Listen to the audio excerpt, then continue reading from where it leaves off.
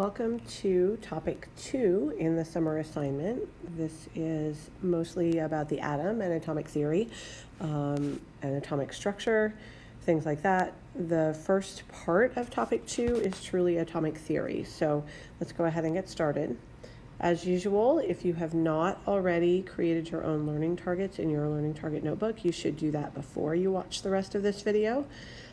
So pay close attention to the observations that led to the nuclear model of the atom. I'm going to discuss some of the things from the beginnings of this, but the parts of the learning targets that are super important here that I'm not going to spend much time talking about will be Dalton and his idea of the atom, and then especially the progression of the atomic theory through Thomson, Millikan, Rutherford, etc. So kind of really pay attention to how the atom progressed. This is review for you, but we definitely want to make sure that you have a foundation in the science behind what's happening and how each person's theory was adapted by someone who learned something new that made them not agree with what we already knew.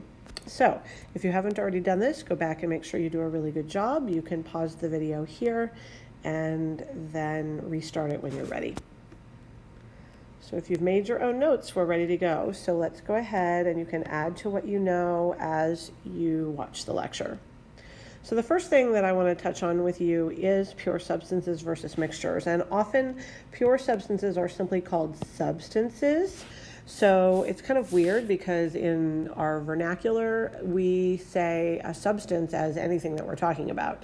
But in chemistry, a substance is truly a pure substance, which would be only an element or a compound, which means that it may be made of more than one type of atom, but everything in there is the same type of matter. So if it's an element, it could be atomic or it could be a molecular element like O2 oxygen. But if it's a compound, it may have carbon and oxygen, or it may have water, maybe like hydrogen and oxygen. But the idea would be that every single thing in that sample is identical because those compounds would be chemically combined. They're identical molecules or identical compounds. If we have a mixture, which is most of what we have when we work with chemicals, then we have two or more of those substances combined physically. And so there's some important things, and we'll touch on this again, but some important things that you should be aware of is that if it's a homogeneous mixture, it looks like one thing. So you can't tell from looking at a homogeneous mixture whether you have a mixture or a substance. And this is something that's really important. You have to test it and see whether or not you can separate it physically. If you have a heterogeneous mixture, you can see more than one thing there. You can see layers, you can see particles, etc. So heterogeneous mixtures are definitely easy to identify. But if it looks like one thing, you have to do some more testing to make some decisions about whether it's an element, a compound, or a homogeneous mixture. So pay attention to the differences between those, make sure you have some of the properties there, etc. And then we'll keep talking about this as we go through the year. Okay, the next thing I want to talk about is the 3 laws of matter: the law of conservation of mass, the law of definite proportions, and the law of multiple proportions. You've heard the law of conservation of mass before, and sometimes this is also written as the law of conservation of matter, because it basically states that mass or matter cannot be created or destroyed. In other words, elements are not created, but rather rearranged in chemical reactions. And so the law of conservation of mass truly means that if I have reactants and products, the mass of them has to be the same. Sometimes we don't collect all of our products. If we're producing a gas, often we lose that product. But the products produced have to have equal mass as the reactants that we started with. So you can see in here that, of course, based on a chemical reaction of the combustion of methane, we can see that we start with 16 grams of methane, and we need 2 of the oxygen molecules, which would each have 32 grams. And so when I add that together, that would be a total of 80 grams. And then in the products, I'm producing carbon dioxide and 2 water molecules. And so the masses of that also adds up to 80 grams. So this is what you have to be aware of. We will work with this law of conservation of mass as we're working through some of the math in part maybe 5 of the topic 5, I think, of the summer assignment. And so what will happen is that as we're doing that, you will see how we can use this to help us decide what the products are of a chemical reaction. The other things that I want to talk about then, this is kind of confusing, the law of definite proportions versus the law of multiple proportions. So Dalton, as he worked with gases, discovered that if a gas like water vapor or carbon dioxide is water vapor, it has to have the same proportion always of hydrogen to oxygen. So that would be the law of definite proportions. And that would be saying basically that if I have nitrogen monoxide, the ratio is always 1 atom to 1 atom, or by mass, 14 grams to 16 grams. But if it's multiple proportions, it's saying that that's not the only way that nitrogen and oxygen can combine. So you can see that we have all these different combinations of nitrogen and oxygen with different mass ratios. These two have the same atomic ratio, but different, and the same mass ratio, but they're different compounds. And so this is a definite way for you to see that just because if it's nitrogen monoxide, it has to be 1 of each, but if it's dinitrogen dioxide, then it would be 2 of each, and those would have different properties. And so even though they're the same proportion, or really the same mass ratio, they have different compounds. So these are kind of confusing, and you want to be paying attention to the idea that multiple proportions means that you have more than one option. So let's kind of come and look at some of how these work. The law of definite proportions is a way for us to use the proportions of the masses in compounds to determine that mass in a different sample of the compound. And so we have silver bromide as a light sensitive compound, and they're telling us that 26.8 gram sample of, this is the silver bromide, contains 15.4 grams of silver, and the only other element in there is bromine. So they're trying to figure out if I have 3.57 grams of silver bromide, how many grams of each element would be there. So I'm going to use dimensional analysis. You could use ratios and proportions, but I'm going to say that I want to know the grams of silver and the grams of bromine, so we'll solve for one first, in 3.57 grams of silver bromide, which means that when I'm going to do it in dimensional analysis, I'm going to just choose one of these elements. And now I'm going to use the proportions that they gave me. So in the question, they said 26.8 grams of silver bromide has 15.4 grams of silver. Since they stated this in the question, that this is the ratio between the part and the whole, I can use the ratio between the part and the whole as an equality. So when I do that, I see that I have 2.0514 bunches of numbers. I have 3 significant figures, which means that we basically have 2.05 grams of silver in 3.57 grams of silver bromide. I could then come back and use the opposite proportion and subtract, but I'm going to do it from the total. So the bromine would be 3.57 grams of silver bromide minus 2.05 grams of silver, leaves me with 1.52 grams of bromine. Okay, so this is how I can use the law of definite proportions kind of as conversion factors. Okay, and then finally some pictorial particle views, because you need to really get used to looking at particle views. So they're telling me that this is a chemical change, and I should have been able to decide that on my own because I started with 2 elements. One is a molecular element and one is a solid. The molecular element is a gas. I can tell that because of the space between the particles. And then this is a solid because it's not filling the sides of the container. Right? So this is a solid, not a liquid, and it's all the same atoms, so it's another element.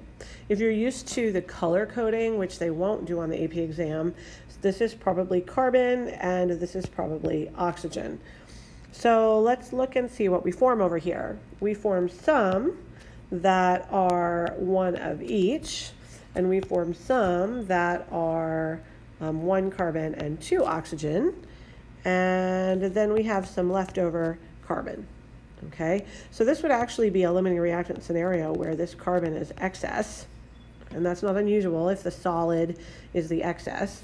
But we definitely want to be looking at which laws. So we can look at the law of conservation of mass, and we can count, and I can see that over here there are 14 of the red ones, and over here in this picture there are 1, 2, 3, 4, 5, 6, 7, 8, 9, 10, 11, 12, 13, 14 of the red ones, and then I can count the black ones, so this would be 12 black ones, and over here there are 3, 4, 5, 6, 7, 8, 9, 10, 11, 12 black ones, which means that it illustrates the law of conservation of mass, because I have the same number of each type of atom on as reactants as I do in the products. I also can see that because I formed CO2 and CO, that this is going to be the law of multiple proportions. I cannot really tell this is definite proportions because it's hard to do that if I've got a sample of a mixture. But it does definitely illustrate the law of conservation of mass and the law of multiple proportions. We'll do another one so you can get another idea.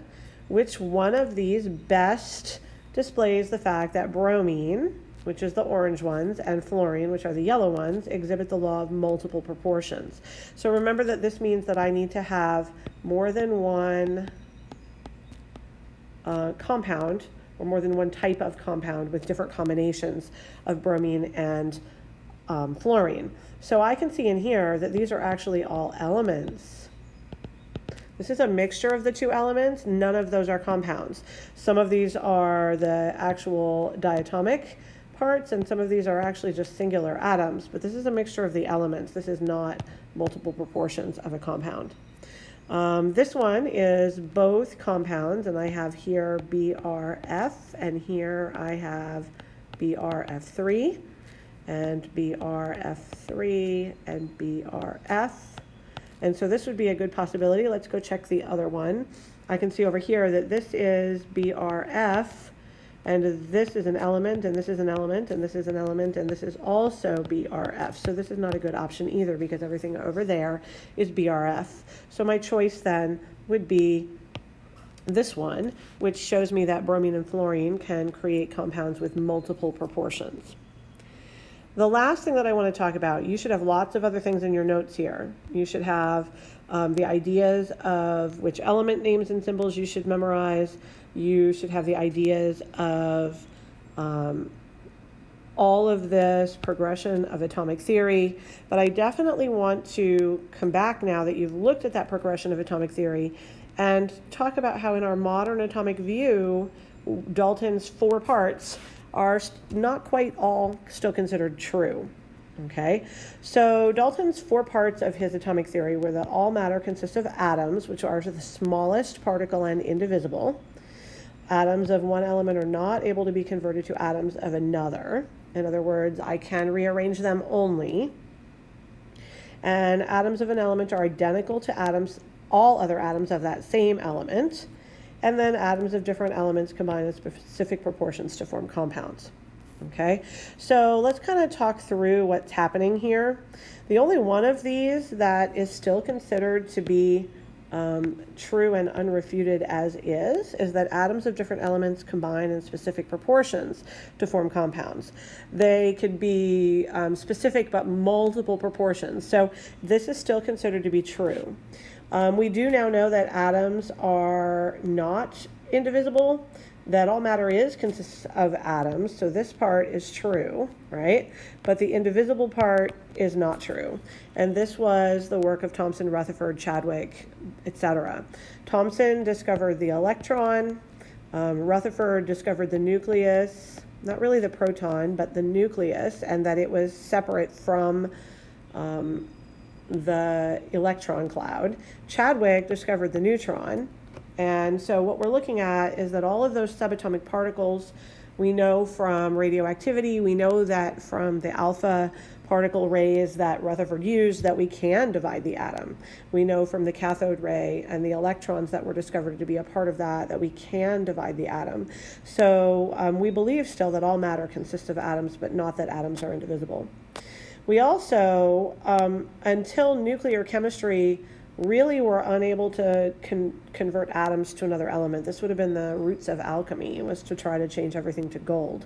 However, we have discovered that in nuclear chemistry, we can do what we call transmutation, which changes the number of protons in an element, sometimes spontaneously, like spontaneous nuclear decay, sometimes by force, like our nuclear reactors, where we bombard uranium with neutrons, but we can convert elements to atoms of another element.